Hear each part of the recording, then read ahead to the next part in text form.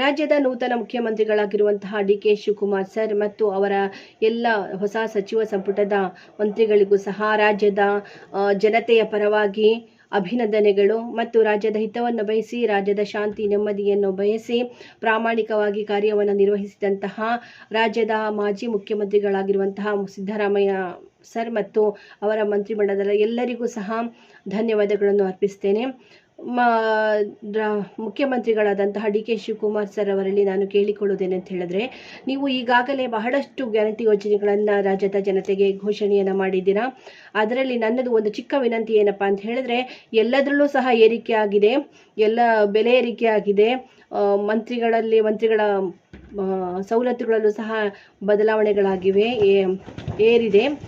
ಅಂತಹದ್ರಲ್ಲಿ ಆದರೆ ವಿಧವಾ ವೇತನ ಆಗಿರಲಿ, ಸಂಧ್ಯಾ ಸುರಕ್ಷಾ ಆಗಿರಲಿ, ಅಂಗವಿಕಲರ ವೇತನವಾಗಿರಲಿ, ಬುದ್ಧಿಮಾಂದ್ಯ ಮಕ್ಕಳಿಗೆ ಕೊಡುವಂಥ ವೇತನ ಆಗಿರಲಿ, ಎಲ್ಲಿದೆ ಅಲ್ಲೇ ಇದೆ, 2,000 ರೂಪಾಯಿನೇ ಇದೆ.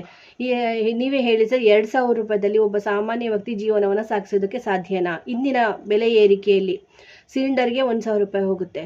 ಅಂತಹದ್ರಲ್ಲಿ MLA MPsಗಳಿಗೆ ಡಾಟಾಗೆ ಅವರಿಗೆ 2-3 ಸಾವಿರ ರೂಪಾಯಿ ಹೋಗ್ಬಿಡುತ್ತೆ.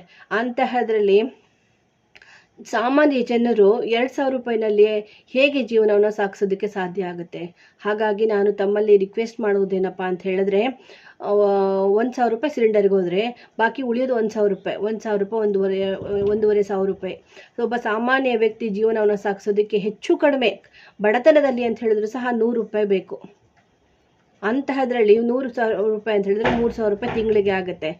ಹಾಗಾಗಿ ನಾನು ನಿಮ್ಮಲ್ಲಿ ಕೇಳೋದೇನಪ್ಪ ಅಂತ ಹೇಳಿದ್ರೆ, ದಯವಿಟ್ಟು ಇವರೆಲ್ಲರೂ ಸಹ ವೇತನವನ್ನು ಹೆಚ್ಚು ಮಾಡಿ. ಒಬ್ಬ ಸಾಮಾನ್ಯ ಜನರು ಜೀವನ ಸಾಗಿಸ್ಬೇಕು ಅಂತ ಹೇಳಿದ್ರೆ, ಸಾಗಿಸೋದಕ್ಕೋಸ್ಕರ ಐಷಾರಾಮಿ ಜೀವನ ಅಲ್ಲ, ಸಾಮಾನ್ಯ ಜೀವನ ಸಾಗಿಸ್ಬೇಕು. ಯಾಕಂದರೆ 3-4 ಸಾವಿರ ರೂಪಾಯಿ ಬೇಕು. ಅವರ ವೇತನವನ್ನು 4 ಅಥವಾ 5 ಸಾವಿರ ರೂಪಾಯಿಗೆ ಹೆಚ್ಚಿಸಬೇಕು. ಅವರು ಸಹ ಸಾಮಾನ್ಯ ಜನರ ಹಾಗೆ ಒಂದು ಆರಾಮಾಗಿ ಜೀವನವನ್ನು ಸಾಗಿಸ್ಬೇಕು ಅಂತ ಹೇಳಿದ್ರೆ, ಆರೋಗ್ಯ ಹೆಚ್ಚು ಕಡಿಮೆ ಆದರೆ 100, ಇನ್ನು BP ಶುಗರ್ ಮಾತ್ರೆಗೆ ಅಂತ 400-500 ರೂಪಾಯಿ ಹೋಗ್ಬಿಡುತ್ತೆ. ಬಾಡಿಗೆ ಮನೆ ಇದ್ದರೆ ಅದಕ್ಕೆ 1,000 ರೂಪಾಯಿ, 1,500 ರೂಪಾಯಿಗೆ ಹೋಗುತ್ತೆ.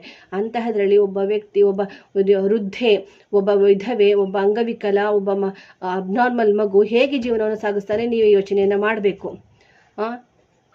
ಹಾಗಾಗಿ ದಯವಿಟ್ಟು ಅವರೆಲ್ಲ ವೇತನವನ್ನು ಹೆಚ್ಚು ಮಾಡಬೇಕು. ಅವರು ಸಹ ಸಾಮಾನ್ಯವಾಗಿ ಜೀವನ ಸಾಗಿಸೋದಕ್ಕೆ ಸಹಾಯ ಮಾಡಬೇಕು ಅಂತ ಕೇಳ್ತಾ ಇದ್ದೀನಿ.